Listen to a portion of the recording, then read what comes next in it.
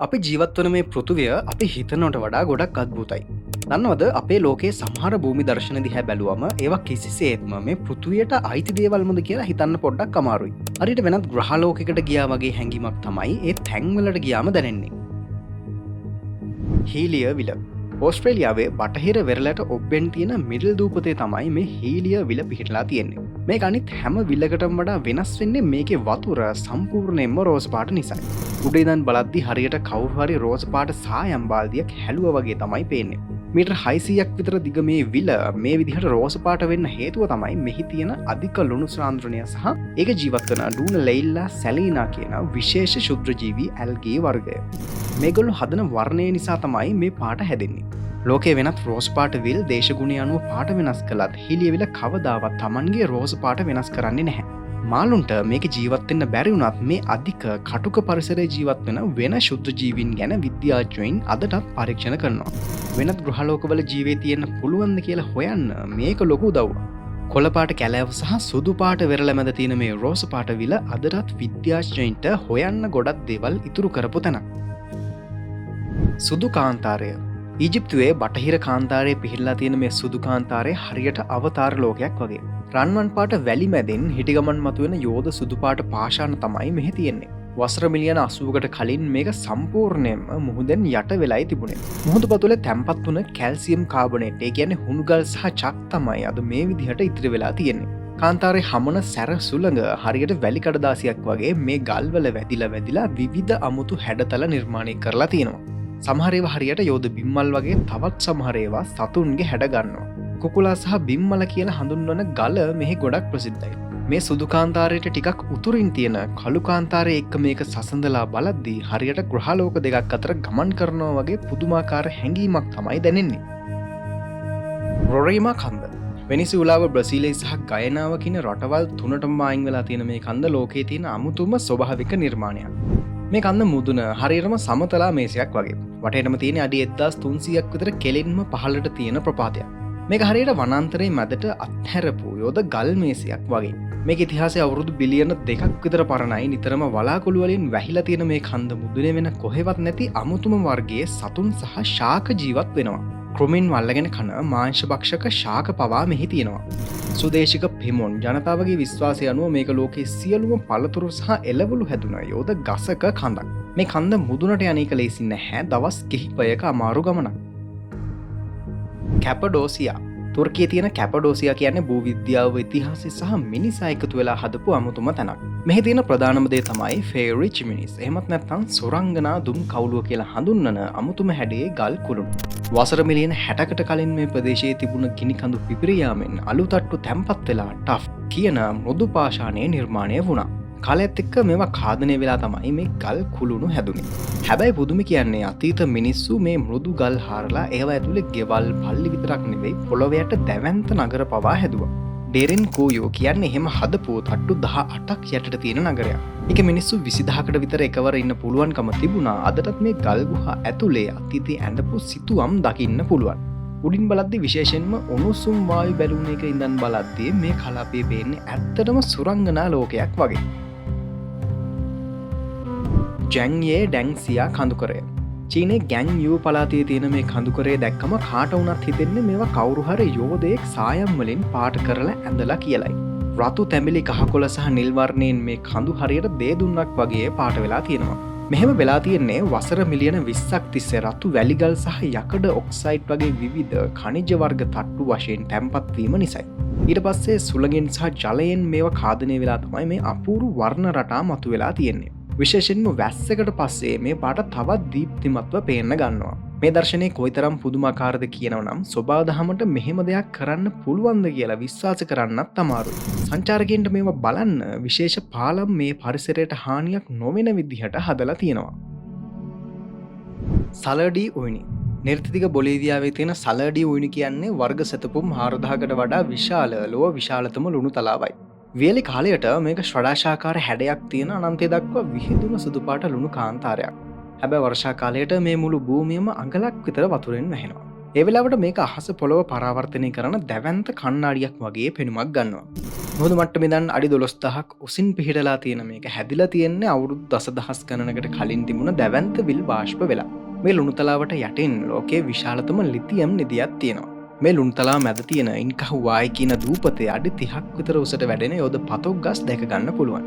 වලාකුළුවට ඇවිදිනවා වගේ දැනෙන මේ දර්ශනය චිත්‍රපට සහ වෙළඳ දැන්වීම් සඳහා නිතරම යොදා ගන්නවා. රොටරෝවා කලාපය නවසීලන්තයේ උතුරු දූපතේ තියෙන මේ ප්‍රදේශය ලෝකයේ තියෙන වඩාත්ම සක්‍රීය භූතල කලාප වලින් එකක්. දුන්දාන සිදුරු නටන මඩ පොකුණු සහ විවිධ පාටවලින් යුත් තුනුදිය වෙල් නිසා මේ මුළු ප්‍රදේශයේම තියෙන අමුතුම පෙනුමක්. සල්ෆර් වායුවේ සැර සුවඳත් එක්ක මේ කලාපයේ හරියට වෙන ග්‍රහලෝකයක ඉන්නවා වගේ ෆීලිං එකක් තමයි ලබලා දෙන්නේ. මෙහි තියෙන වයිඔටාපු උද්‍යානයේ තියෙන චම්පග්නේ පූල් කියන විල තද නිල් පාට වතුර සහ ධාරයේ තියෙන දීප්තිමත් තැඹිලි පාට ඛනිජ තට්ටුව නිසා ගොඩක් ප්‍රසිද්ධයි. අඩි 100ක් විතර උසට වතුර විදින පොහොටු ගයිසරයක් මෙහි පිහිටලා තියෙනවා. සියවස් ගණනාවක් තිස්සේ මෙහි ජීවත් වෙන මාචෝ රී ජනතාව උණුදිය උල්පත් උයන්න නාන්න වගේ දේවල් වලට පාවිච්චි කරනවා. නිරන්තරයෙන් වෙනස් වෙන මේ වර්ණ සහ භූගත ක්‍රියාකාරීත්වය රොටරෝවා කලාපයේ ලෝකයේ තියෙන අමුතුම තැන් වලින් එකක් බවට පත් කරනවා. වර්මිලියන් ක්ලිෆ් ඇමරිකාවේ ඇරිසෝනා වල පිහිටලා තියෙන අක්කර 3 ලක්ෂයක් පුරා විහිදුන මේ භූමිය කවුරු හරි පාටගාල හැදුවා වගේ අමුතුම ෆීලිං එකක් දෙන තැන. වසර මිලියන ගානක ඛාදනය නිසා හැදුන මේ කඳු වැටි රතු තැඹිලි රෝස සහ සුදු වර්ණයෙන් පිරීලා. හිරුවෙලිය වැටෙන කෝණය අනුව පැයෙන් පැයට මේ දර්ශනය වෙනස් වෙනවා. මෙහි තියෙන වඩාත්ම ප්‍රසිද්ධ ස්ථානය තමයි ද වේව් කියන්නේ. හරියටම කෘතිමව හැදුව වගේ පේන මේ තරංගාකාර වැලිගල් නිර්මාණය ලෝකයේ වැඩිපුරම ඡායාරූපයට නැගුණ තැන්වලින් එකක්. මේ සංවේදී පරිසරය ආරක්ෂා කරන්න දවසකට ඇතුළු වෙන්න දෙන්නේ බොහොම සීමිත පිරිසකට විතරයි. කිසිම නවීන සංවර්ධනයක් නැති පාරවල් පවා නැති මේ ප්‍රදේශයට යන්න හොඳ මඟ පෙන්වීමක් වගේම 4-wheel වාහනයක් අත්‍යවශ්‍ය වෙනවා. ඩෙඩ් බ්ලෙයි මල වගුර කියන තේරුම දෙන ඩෙඩ් බ්ලෙයි පිහිටලා තියන්නේ නැමීබියාවේ. ලෝකයේ උසම වැලි කඳු වලින් වටවුන මේ සුදු මැටි තලාව හරියට විද්‍යා ප්‍රබන්ධයක දර්ශනයක් වගේ. සියවස් ගණනාවකට කලින් මේක ජීවයෙන් පිරුණ තැනක්. ගංගාවන් පිටාර ගැලීමෙන් හැදුන පොකුණු නිසා මෙහි ගස් වැවුණා. නමුත් කාලයක් එක්ක වැලි කඳු ඇවිත් ගංගාව අවහිර කළා. වතුර නැතිව ගස් මැරිලා ගියත් මේ කාන්තාරයේ තියෙන අධික වියලි දේශගුණය නිසා ඒ ගස් දි รา පත් වුණේ නැහැ. අවුරුදු 600කට ආසන්න කාලයක් තිස්සේ මේ කළු පැහැති ගස්වල සැකිලි ඒ විදිහටම තියෙනවා. පසුබිමින් පෙනෙන අඩි 1000කට වඩා උස රතු පැහැති වැලි කඳු බිම තියෙන සුදු මැටි තලාව සහ මේ කළු ගස් මේ වර්ණ සංකලනය හිතා ගන්නවත් බැරි තරම් අපූර්වයි. උදේට සහ සවසට මේ දර්ශනය හරියට කවුරු හරි ඇඳපු චිත්‍රයක් වගේ තමයි පේන්නේ. ෆ්ලයි ගයිසර් ඇමරිකාවේ නෙවාඩා බ්ලැක් රොක් කාන්තාරයේ තියෙන මේ අපූර්ව නිර්මාණය මේ ලයිස්තුවේ තියෙන අනිත් තැන් වගේ නෙවෙයි. මේක හැදෙන්න මිනිසගේ මැදිහත් වීමකුත් හේතු වුණා. 1964 දී භූතාප බලශක්ති සමාගමක් මෙතන ලිඳක් හැරුවා. ඒත් ඒ වතුර බලශක්තිය නිපදවන්න සුදුසු වුණේ නැහැ. ඒ නිසා ඒක වහලා දැම්මත් කාලයක් යද්දී මේ khනිජ ද්‍රව්‍ය පිරුණ උණු වතුර එළියට විදින්න පටන් ගත්තා. ජලය නිවෙද්දී කැල්සියම් කාබනේට් තැම්පත් වෙලා මේ අමුතුම කේතු හැඩය හැදුනා. මෙහි තියෙන රතු කොළ සහ කහ වර්ණයට හේතුව තමයි මේ උණු වතුර හැදෙන විශේෂ ඇල්ගී වර්ගයක්. අඩි 5ක් විතර උස වුණත් මේකෙන් නොකඩවා වතුර විදිනවා. 2016 දී බර්නිං මෑන් ව්‍යාපෘතිය විසින් මේ භූමිය මිලදීගෙන මේක ආරක්ෂා කරන්න පියවර අරන් තියෙනවා. පමුක් කාලේ තුර්කි භාෂාවෙන් පුළුන් බලකොටුව කියන තේරුම දෙන පමුක් කාලේ පිහිටලා තියෙන්නේ නිර්ත දිග තුර්කියේ. ඇතින් බලනකොට මේක පේන්නේ හරියට මිදුන දියැලි පිරුණ හිමෙන් වැසුන භූමියක් වගේ. හැබැයි මේ හිම නෙවෙයි මේවා නිර්මාණය වෙලා තියෙන්නේ ඛනිජ බහුල උණුදිය උල්පත් වලින් ගලාගෙන යන කැල්සියම් කාබනේට් කාලයක් තිස්සේ තැම්පත් වීමෙනුයි.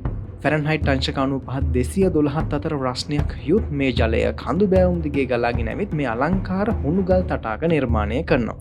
අතීතයේ ඉඳන්ම මේක ප්‍රසිද්ධ ස්නානය කරන ස්ථානයක්. රෝමවරුන් විසින් මේ හුණුගල් තට්ටු මත හීරාපොලිස් කියන නගරය පවා ගොඩ නැගුවා.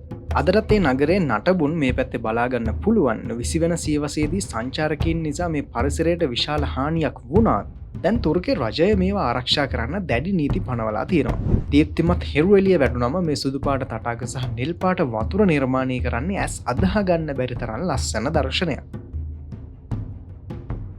වුලින් වෑන් දර්ශනීය කලාපය චීනයේ හූනාන් පළාතේ පිහිටි මේ යුනෙස්කෝ ලෝක උරුමය හරියට විද්‍යා ප්‍රබන්ධ චිත්‍රපටයකින් එළියට ආපු දර්ශනයක් වගේ. මිට 200කට කියන්නේ අඩි 660කට වඩා උසට විහිදුන මේ සිහින් වැලිගල් කුළුණු 3000කට වඩා මේ භූමියේ විසිරලා තියෙනවා. මේවා ස්වභාවික වුණත් මේ කුළුණු වල ඝනත්වය සහ හැඩය නිසා මේවා පේන්නේ ගල් වලින් හදපු වනාන්තර වගේ. වසර මිලියන 100 ගණනකට කලින් හැදුණු මේ ක්වාන්ට්ස් වැලිගල් ජලයෙන් සහ සුළඟින් කාදනය වෙලා තමයි මේ දැවැන්ත කුළුණු නිර්මාණය වෙලා තියෙන්නේ. මේ ප්‍රදේශයේ තියෙන තෙතමනය සහ දේශගුණය නිසා ගොඩක් කුළුණු මුදුනේ ගස්වල් පවා වැවිලා තියෙනවා. මේක හරියට මීදුමස්සෙන් පාවෙන දූපත් වගේ. 2009 අවුරුද්දේ තිරගත වුණ ජනප්‍රිය ඇවටාර් චිත්‍රපටයේ පාවෙන කඳු නිර්මාණය කරන්න ආభాෂය අරන් තියෙන්නේ මේ වුලින් වෑන් කඳු කරයෙන්. සංචාරකයන්ට මේ අසිරිය විඳගන්න කේබල් කාර සහ ලෝකයේ උසම වීදුරු පාලමක් මෙහි නිර්මාණය කරලා තියෙනවා. හරි එහෙනම් මේ තැන් වලින් ඔයා වැඩියෙන්ම යන්න කැමති තැන මොකක්ද කියලා පල්ලෙහෙන් කමෙන්ට් එකක් දාගෙන channel එකත් subscribe කරගෙන යන්න.